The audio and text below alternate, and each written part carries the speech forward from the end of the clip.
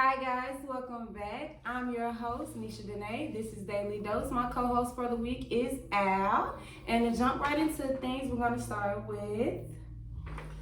Oh, what's up? I'm Al. And I just want to talk about basically why people gotta stunt, why people gotta, flex.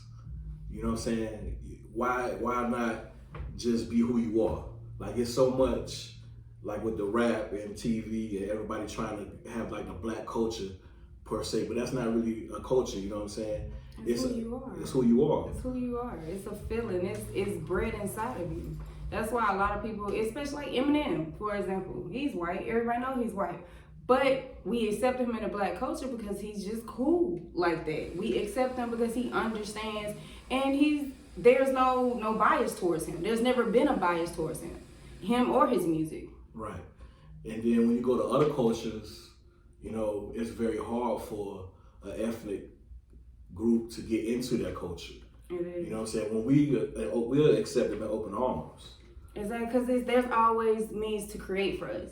Black people always test the limits and the boundaries of creation, and we can only do that by reaching out to different genres and different brands of people and cultures to gain their music, to make ours special and make ours what it is. So black people understand that we have to work together and work with other cultures when it comes to creativity. Us creating who ourselves and expressing who ourselves to the world, because a lot of these videos, a lot of Beyonce, she's from here, but a lot of her videos, a lot of her inspiration comes from African culture. It comes from somewhere that's not here because she's open to it. And a lot of other ethnics are not open. They're open to our culture when it comes to fame, but they're not open to our culture when it comes to actually what's hurting us or what's keeping us down. Right. For instance, an example of that is why everybody want to be gangster.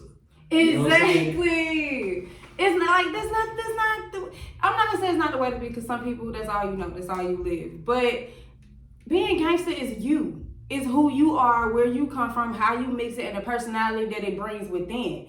I can be gangster, I'm classy gangster. I know where I'm from Atlanta, Cleveland Avenue. I know where I'm from, but in the same way I represent myself to a higher standard, but I can take it there if I need to take it there. Right. And it's always a place and a time for everything. Exactly. So it's you gotta know when you gotta separate the two or three, you know what I'm saying? Because you gotta be that provider and stuff for your family. Yes. That's number one. Yes, because kids cost you. Not even people that don't have kids, even bills. Being an adult costs you. And any slip up, anything where you trying to prove or be somewhere, you might be or be something that you can, thank you. Your whole world might change with one check. Except that VCO too much, baby. You're gonna be mad as hell. Stressing, trying to think, well, how can I come up with this real quick? No, anything can change as an adult. Yeah. As a human being, any situation can change as a kid. It's just where you are and how you grow from those situations and what that situation makes you as a person. But being as a person, it don't mean that you just being from the hood or being from an environment that wasn't all fancy, whitewashed fancy. You don't have to prove that you're black when you hit that level in your life.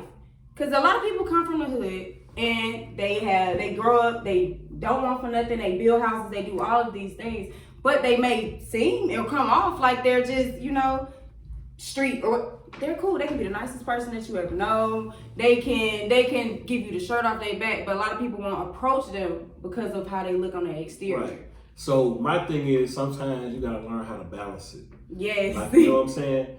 You could wear your J's and you could wear your clothes, but it's a certain way you wear your clothes. You know what I'm saying?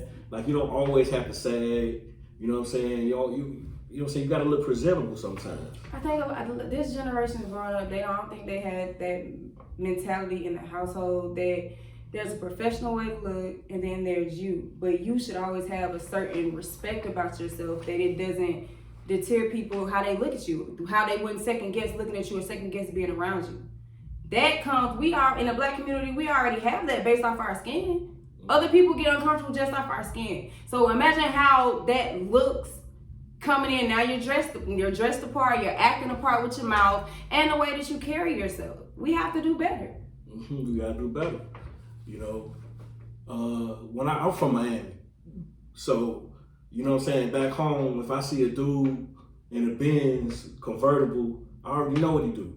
But the thing that's beautiful about Atlanta is when I came here, I seen the same thing, and I had to think to myself, man, this guy might own something because black people doing it here. Like, you know what I'm saying? And it's like, you gotta be able to just reach outside of your comfort zone. I know some people that's from Carol City, Liberty City, never even been out of Liberty City, and they 30 years old. Like, you know what I'm saying? You can't live your life like that. You gotta just keep going, no matter what get thrown against you. Exactly. I think people get comfortable. People get comfortable in their environment, comfortable where they're at, and the fear of something being broader than that aspect, they don't want to think about. Yeah. Mentally, it can drain them. It can make them feel like, no, the anxiety issues out the wazoo. But if you never get uncomfortable, you'll never be comfortable. That's a very, very good. If you never get uncomfortable, you'll never be comfortable. That's a mouthful. Because you got to jump out of patterns, you got to jump out of habits, you got to jump out of your environment to get where you want to get. Because a lot of that is what's holding you back as a community. A lot of that is what's holding you back as a person. Everybody has to be their own leader. Everybody has to stop being comfortable and saying, okay, this is just the way it is because this is how it was when I was growing up, or this is how it was when I was in this situation. You have to change that situation when you get in a better situation to be able to change it. Right. It's always the next generation goal is to be better than the last generation. The last. And the last generations have to enforce the history of their past. Right. We don't know that much about our grandparents' history. We don't know about our great-grandparents' history. Half time you barely know their names. A lot of people don't want to know. A lot of people don't care. I had a family function. I had a family function just like last week, and with that history thing came up because it was like, who writes these books? They're gonna spin it anyway. Exactly. They want to stop talking about Black history in schools. But even in schools, we never really had Black history when we had it. I think Black history was an experience more than it was something that was written about. It was an experience that you had to go through, and your families had to bleed it down to you. Because in the history books, even when we was growing up in school, it wasn't there. You knew about slavery. Yeah, you knew. But you didn't know the depths into it. Only reason that we knew the depths into it was because of movies. Yeah. That's the only reason we knew the depths into it was because of movies. Because you're not learning it from your families. Because it's a sensitive topic. Right. Nobody wants to let them know about the trials, but that's how you make your children stronger, when you feed them the knowledge that they need, and they stop feeding it. They blocked it because they were traumatized. Right. So that's why we don't know any culture. That's why you say, okay, we came over here from Africa. How come we know nothing about our African past? We know nothing about our great-great-great-grandmothers. We know nothing about that because nothing was passed along. And then the little that you do know is, you can't, it don't mean nothing, or it can't be proven. You know what I'm saying? It's this doctor, I gotta give you the link, I don't know his name. But basically, he takes like your roots and goes back into it. He did Oprah.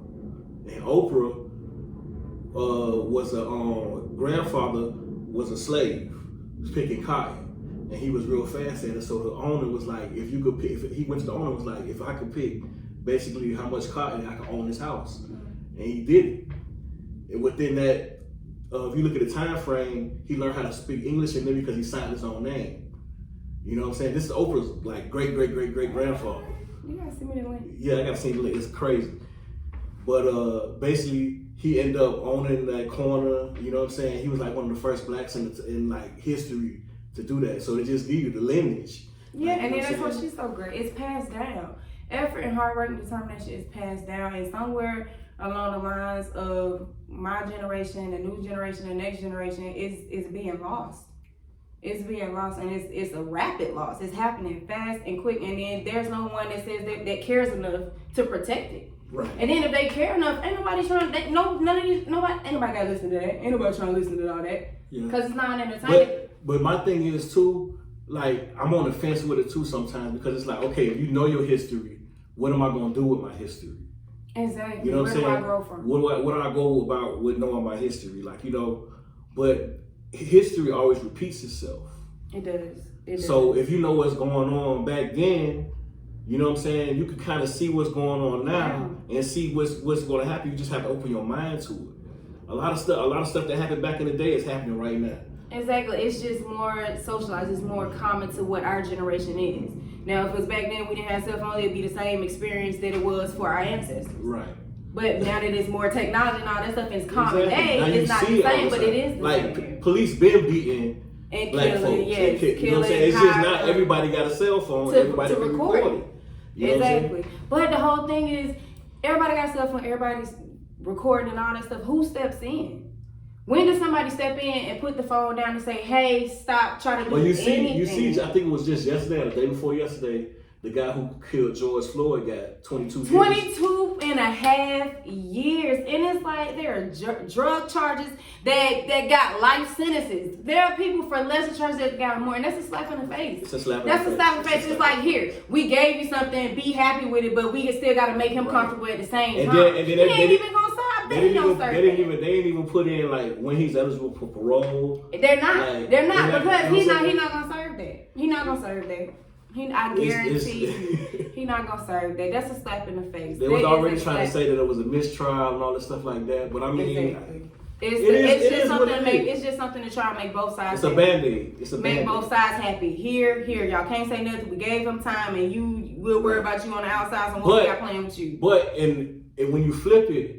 It shows that as Black America, we're getting a bigger voice because we wouldn't have not seen this. We didn't see it with Trayvon Martin. We didn't see it with Trayvon Martin. Everybody was watching. Everybody was watching. And we didn't see it with Trayvon Martin, and I think that hurt the worst. That hurt. All the root of this can be traced back to that. That hurt the most. Emmett Till hurt the most. Where this lady literally wrote a book saying she lied. Yeah. Saying she lied and cost him his life, and nothing can be done. Nothing can be done to her. Like y'all have to look up that story, Emmett Till. He winked at a white lady or whistled at her or something like that, and they went and found him and beat him. They came in his family house in the middle of the night, like 2 a.m, dragged him out of his family house. Then the whole thing about it, why he got shot in the middle of the forehead, because they beat him so bad and he was so strong that he didn't die. And when he picked his head up that final time, when he picked his head up that final time, they said, "Oh, you not dead yet?" And they shot him.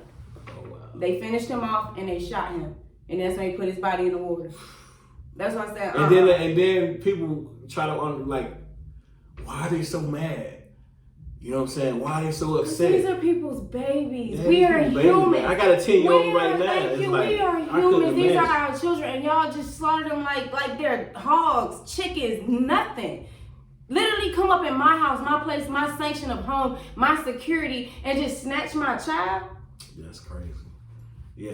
And they still doing it. I was back in the day though. Yeah, they're still doing it. That's what jump really. You have to look at it as a bittersweet. Why I say that is because that's what jump started the civil rights movement. Yeah. His death jump started the civil rights movement. So it's a bittersweet. It's just like George Floyd, they want to make it a holiday now. Exactly. Like because that's just the give back. That's just. But you still did it. It should have never happened. It doesn't change the fact that it happened. No matter how many changes you give, it still happened and it's still happening. So you didn't learn from that one. So they just gonna keep tossing us treats. Because they're never going to give us the real relief that we need. I mean, we at this point, we're forced because we're going out and getting it now. Like, there's people that's making history right now. Like McCullough, like, you know what I'm saying, our vice president. That's history right there. Exactly. We writing history right now in our days. Obama, I remember that in school when we went to school. My president is black. Yeah. Jeezy made a song like, come on, man. Yes. Everybody embraced and it felt like everybody was together. Then when he got reelected, man, Let me tell you something. I was in Iraq when Obama got elected the first time, right? And me and my roommate was a guy from Nigeria. You know what I'm saying? And we was in the mess hall, like midnight child, because we know it over there it's like an 18-hour difference, some craziness. So when it came on and it said Obama won, we was like, oh snap. It was some white boys in the back, bro, that we was really cool with, and they didn't know we was up front, and they was like, oh shit, they done fucked the country up now. And me and my homeboy, we never told them we was there. We never said nothing. We just went to our room and we always, to me and each other, we used to be like, we already know what they're about. Like, you know what I'm Exactly. saying? So it changes how you look at people. It changes how close you get to people, because those will be the same people who come back from deployments and retire and become our police force. They become our police force. Yeah, that's a lot of the police that run our cities is retired military or active military. And speaking on that, I can speak on that too, because I had PTSD. You know what I'm saying? I'm 50% disabled PTSD. Like, when I first got back from deployment the second time, I went 2 times. The second time, I was fucked up, man. Like, I used to just put on a rucksack and just walk miles. Just to clear your head? I know, because it was so crazy over there that I was stop loss. The first time I went, I was supposed to get out. And then it was like, no, you got reassigned involuntary, you stop loss. Oh no. Right? I had just got married, everything. This is the first time I was married. And you thought you was coming home? I thought I was coming home. You know what I'm saying? So I came home for a year, went back for like 18 months. By the time I came back, you know what I'm saying, in February of 2009, like, they had to get me out of the Army in 90 days. Matter of fact, it was so bad, because once you stop loss, you automatically get dropped from the Army in 90 days because your contract was extended. Wow. But listen how it worked out for me. God good. Okay. So it was me and my boy's like birthday or something, or his birthday or something like that, and we was smoking weed. Like, we was about to go home for 30 days. We celebrate, right? Yay. They called it emergency formation, and I had just got in trouble before. So if you got Article 15, you automatically get tested. So I got tested, and I was smoking the one before. So, okay, I'm already shitting bricks. I'm like, okay, damn. But through the grace of God, what happened was right before I went on my 30-day leave, the first sergeant that's black, he was the one that was on duty. So he was like, bro, I'm not gonna turn this in until you come back from leave. Okay. And at the time, I didn't know what he meant by that, because I wasn't thinking about I only got 90 days left in the Army. So he was like, correctly, you already out. I'm 30 days, so I come back now. I got 60 days left. So they were like, oh, you pissed hot, da da da. They took me down to the police station. I had to do a report, all this stuff like that. So I go, and you know what I'm saying, you basically get on the Army checklist. And they was like, they're trying to disarm discharge you. Oh no, because that's your record and everything. They trying to disarm discharge me. So my sergeant, she when he gave the paper, he had a photo holder like this, and he wouldn't let me see it, and I was like, that's strange. So we passed to the lady, and the lady opened it up, and she was like, oh baby, you can't. There's nothing y'all could do. By the time they processed this, he's out of the Army. He only had 60 days left in the Army. Look at God. Look at God. I got it. Like everything. So check. So now it's my last day in the Army. So my sergeant called me. He's like, oh, we doing this thing over here at the police station, because I had a warrant in the next county. What the so listen, you doing in the we're not gonna get on it. That's a whole other subject. And he was like, can you come to the police station? I say, oh, hell no. I gotta go. Went to my homeboy house, all the babies, and that was it. Like, next week I flew back to Miami. I ain't seen Tennessee since. I still can't go to Tennessee. Don't say it. Oh, shit, my bad. Tennessee don't watch this video, baby. Man, my sister stay in Tennessee. I love you, Natasha. Me too. Me too. Oh my God. What the hell was you doing in this? Well, I wasn't doing nothing bad. I just, what we was going with about, like, the streets and the street. I didn't know how to. I was glad I went to the Army because I was glad I went to. Because it took me away from Miami. You know what I'm saying? Because if I would have stayed in Miami, because I've been on my own for a long time. You just put it there. And at that time in my life, I was doing stuff I had no business doing. Like, you know what I'm saying? And I went to a judge one time, and he was like, basically, if I see you in here again, it's over with. Like, it's over with. Type shit. And then I got in trouble again. And thank God that wasn't him. Y'all don't never learn y'all. Right? So listen, this is a crazy story. So my cousin, who I was staying with at the time, she was dating a recruiter. So she wanted to borrow my car. So she was like, I'm gonna take you to work, I'm gonna take your car. she ended up pulling into the recruiter. She had this shit planned out. So they in there talking and shit. I'm like, bro, I gotta go to work, man. You need to come on. And the dude, at the time I had wigs and shit. And he's like, if you cut your hair, and I know you serious, but if you cut your hair, you serious. I get you in the army. You know me, if you like cut that. Hair. And he was like, you know what I'm saying? You stop smoking and you cut your hair, I know you serious. I was like, all right. Because I had been teasing him like, man, how much y'all get paid? Like, you know what I'm saying? So he know my situation. It would have. And I'm like, you sure you get me in? Mind you, this is right after 9/11. So I went in 2004. Like when the war was like really, like you know you going to war. You going straight there. Yeah, you going straight there. I went to basic, AIT. Ship off. I was in there for like a year. All right. Out the door. So, yeah, man, it was so funny. My social security card got lost by my recruiter. Like the devil was just pulling me back in my hand. Yeah. My recruiter lost my social security card. So at that time, remember I told you I stayed with my cousin. Mm-hmm. My aunt, you know what I'm saying, stayed there too, but it was in my cousin's name. She was like, you can't be around my grandkids no more. What? You got to go.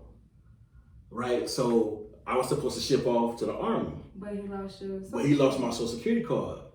So now I don't got nowhere to go. The recruiter put me in the recruiter office and I was sleeping in the recruiter office. See, God be sending angels. Listen, God send people to help you where you're supposed to go. So the black guy that my cousin was dating, he was going back to his base because you don't do recruiter for like 2 years or whatever like that. He was done. Yeah. That's why he couldn't be my recruiter himself. He came to get his stuff and realized that I was in there and he was like, yo, that's fucked up. They got you in here? Mm-hmm. I was like, yeah. So he took me to his apartment, you know what I'm saying? I spent time there at his apartment until I shipped off or whatever. But I lost the whole bonus because of that. I was supposed to get $50,000 bonus. I missed the time to get the bonus and all this stuff. Wow. You know what I'm saying? Because I was supposed to go over straight out of high school, but I didn't go. So I already chickened out once. Because I went that street life was calling me. The streets is calling, the streets is calling. So, you know what I'm saying? Now, in 2004, I went. Make a long story short, right now it's paying off so bad. I mean, so good. Like, you know what I'm saying? I used the VA loan to get the house. Yeah, see? You know what I'm saying? I'm trying to go to school. Like, and they pay for all of that. That's also, you got to put in the work to get where you want to be. You got to put in the work no matter what it is, no matter what course you're on. Just put in the work. So, and that is